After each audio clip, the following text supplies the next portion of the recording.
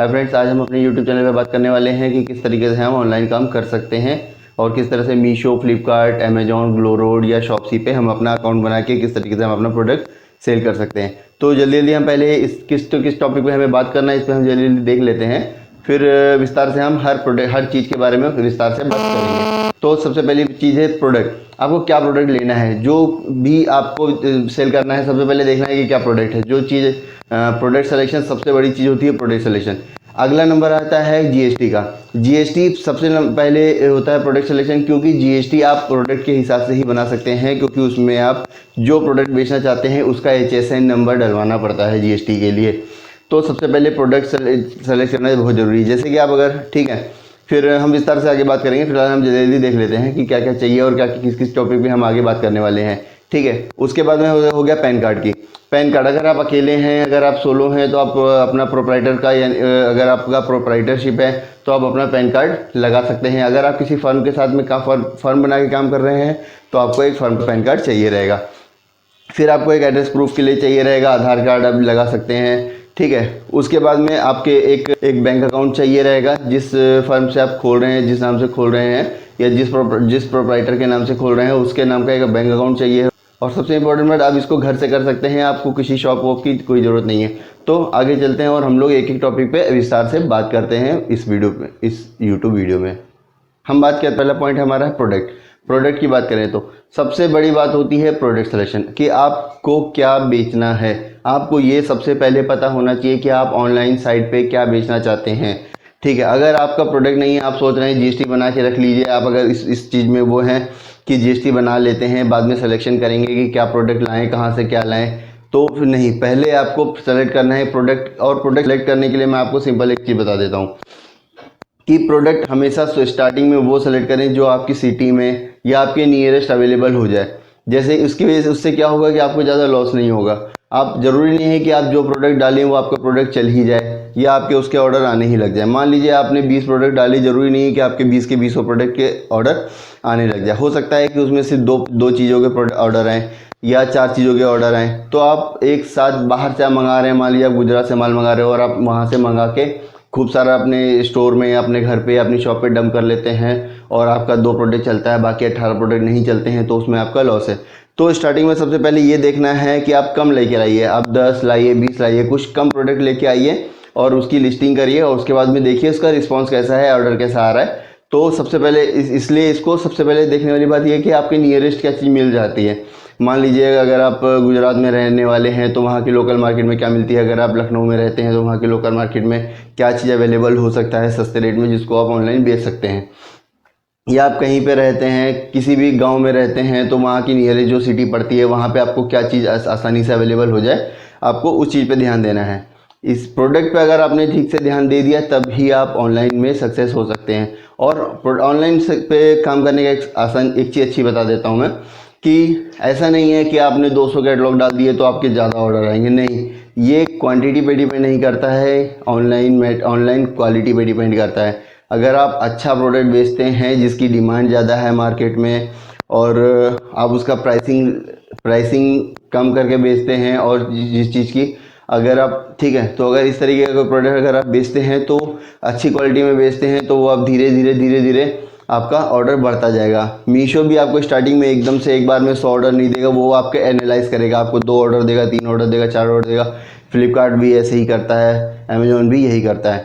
फिर जिस तरीके से आपकी रेटिंग आना स्टार्ट हो जाएगी, जब आपकी रेटिंग आएगी, रिटर्न और रेटिंग को देखते हुए वो आपके ऑर्डर बढ़ाएगा। अगर आपके रिटर्न और रेटिंग कम है, अगर रेटिंग आपकी ज़्यादा है, रिटर्न्स कम है, तो वो आपको अच्छे ऑर्डर देगा। 100, 150, 200, 500 ऑर्डर भी पर डे के आपके आ सकते हैं। तो सबसे पहली बात, प्रोडक्ट सेलेक्ट करिए, फिर उस पर क्वालिटी पे ध्यान दीजिए, उसका प्राइसिंग पे ध्यान दीजिए। प्राइसिंग ज़्यादा नहीं होनी चाहिए, कम लिमिटेड प्राइसिंग होनी चाहिए।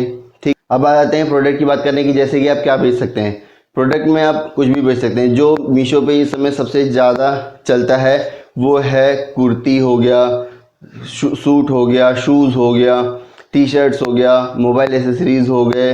तो ये सब चीज़ें बहुत चलती हैं, तो आप इन सब कैटेगरी चूज़ कर लीजिए जो आपके नियरेस्ट में अवेलेबल हो जाए और आप अपना काम इससे स्टार्ट कर सकते हैं धीरे धीरे। और जब आपको लगे कि हाँ ये चीज़ मेरा है, तो आप उस चीज़ का बल्क क्वांटिटी उठा के आप उसको रख सकते हैं, या फिर कुछ इस तरीके से आप अपना काम बढ़ा सकते हैं। ठीक अब बात करते हैं जीएसटी की। जीएसटी के लिए सबसे पहले आपको चाहिए प्रोडक्ट का। अगर प्रोडक्ट आपने सेलेक्ट नहीं किया हुआ है तो आप जीएसटी नहीं बनवा सकते हैं। अगर आपने प्रोडक्ट सेलेक्ट किया है, क्योंकि आपको उसका HSN डलाना पड़ता है। अगर आपने उसमें HSN नहीं डलाया हुआ है या गलत HSN डलाया हुआ है या फिर आपने स्टार्ट कर दिया है, उसको पता नहीं है, सिर्फ आपने जीएसटी ले लिया है और आपने किसी और की जीएसटी ले ली, काम आपने कुछ और स्टार्ट कर दिया है, तो हो सकता है कि मे बी वो काम स्टार्ट हो जाए, लेकिन आने वाले समय में वो आपको नुकसान कर सकता है। हो सकता है कि आपकी आईडी बैन हो जाए। तो जीएसटी के लिए सबसे मेन है प्रोडक्ट का सिलेक्शन, कि आप क्या प्रोडक्ट बेचना चाहते हैं। हाँ, जीएसटी में आप दो या तीन शायद HSN ऐड करा सकते हैं। अब रूल चेंज हो गया होगा, हो सकता है और भी आप बढ़ा सकते हैं उसको। पहले तो फ़िलहाल 3 था, ठीक है। अब मैं तो उसी हिसाब से आप आपको जैसे मान लीजिए आप अभी टी शर्ट में डील करना चाहते हैं, बाद में आपको लगेगा कि हाँ कुर्ती भी बढ़ाएंगे, इलेक्ट्रॉनिक्स बढ़ाएंगे, तो आप एक साथ ही 3-4 HSN आप उसमें डलवा दीजिए, वो ठीक है। लेकिन अगर जो आप कर रहे हैं उसका HSN नहीं रहेगा तो कहीं ना कहीं ये आपको नुकसान कर जाएगा। तो HSN का बहुत ध्यान रखना है। अब बात करते हैं कि आपको किसकी डॉक्यूमेंटेशन की ज़रूरत पड़ेगी जिससे आपको वहाँ पे रजिस्टर हो जाएगा। तो पहली बात आती है पैन की। अगर आप प्रोपराइटर हैं तो आपका अपने नाम का अपना पैन कार्ड चल जाएगा, लेकिन अगर आप फर्म से काम कर रहे हैं तो आपको फर्म का पैन कार्ड बनाना पड़ेगा। एड्रेस प्रूफ के लिए आपको अपना आधार कार्ड लगा दीजिए, ये एड्रेस प्रूफ। और आपको चाहिए रहेगा एक बैंक अकाउंट। आप अगर आप प्रोपराइटर हैं तो आप अपने नाम का बैंक अकाउंट लगा सकते हैं। अगर आप किसी फर्म को चलाते हैं तो आपको अपनी फर्म का नाम का आपको करंट अकाउंट खुलवाना पड़ेगा, ठीक है। अब आइए कंप्यूटर स्क्रीन पे और हम आपको दिखाते हैं कि किस तरीके से हम इसको रजिस्टर कर सकते हैं और मीशो, फ्लिपकार्ट या किसी ऑनलाइन साइट पे हम इसको रजिस्टर कर सकते हैं। फिलहाल हम पहले आज देखते हैं मीशो पे किस तरीके से रजिस्टर कर सकते हैं। तो आइए देखते हैं। सबसे पहले आपको क्रोम में जाना है, क्रोम खोल लेना है। उसके बाद में इसमें मीशो सेलर लॉगिन डाल के इसको कर लेना है। फिर पहले दूसरे नंबर पे जो भी आएगा उसको क्लिक करके आगे बढ़ जाना है। फिर जो खुलेगा उसमें स्टार्ट सेलिंग लास्ट में है, उस पर क्लिक करके हम पहले पैनल पे आ जाएंगे। यहाँ पे आपको मोबाइल नंबर, ईमेल आईडी और अपना पासवर्ड जनरेट करना है, ठीक है। मोबाइल नंबर डालने के बाद में फिर OTP आएगा, OTP डाल के इसको वेरीफाई करना है। फिर ईमेल आईडी डालनी है और फिर पासवर्ड जनरेट करके फिर यहाँ से आगे बढ़ जाना है। जैसे ही आप यहाँ से आगे बढ़ेंगे तो ये एक GST का खुल जाएगा, जहाँ पे आपको सबसे पहले GST का अपना GST नंबर डालना है। GST नंबर डालते ही जैसे आप डालेंगे फिर वो 2-3-4 मिनट में वेरीफाई करके फिर इसको कंटिन्यू कर लेना है। कंटिन्यू करने के बाद में फिर आ जाते हैं पिकअप एड्रेस में।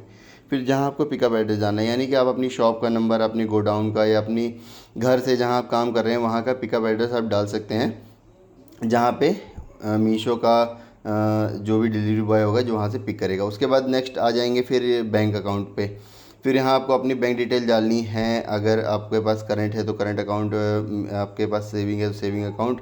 और फिर लास्ट में आपको सप्लायर डिटेल देनी है, जैसे कि आपका पैन कार्ड नंबर, आपका आधार कार्ड नंबर और ये आपका हाउस में जो भी आप लगाएंगे अपने होम एड्रेस के लिए, एड्रेस प्रूफ के लिए, वो आपको देना पड़ेगा। और उसी के बाद में फिर ये आपका ओके हो जाएगा और 24 आवर के बाद में फिर आपका सब। जैसे कि आपने देखा कि इस तरीके से हम इसमें रजिस्टर कर सकते हैं। मैं आपको नेक्स्ट वीडियो में बताने वाला हूँ किस तरीके से कैटलॉगिंग कर सकते हैं, किस तरीके से कैटलॉग बना सकते हैं अलग अलग ऐप का यूज़ करके। किस तरीके से अगर आपके पास टी शर्ट है तो आप किस तरीके से उसका कैटलॉग बना सकते हैं। आपने कहीं से लिया है, अगर आपके पास कोई कैटलॉग नहीं है तो आपको किस तरीके से बनाना है और किस तरीके से कैटलॉग अपलोड करना है। और अगर ऑर्डर आता है तो उसको किस तरीके से एक्सेप्ट करना है, किस तरह से डिस्पैच करना है, वो सारी जानकारी हम आपको अगले वीडियो में देने वाले हैं।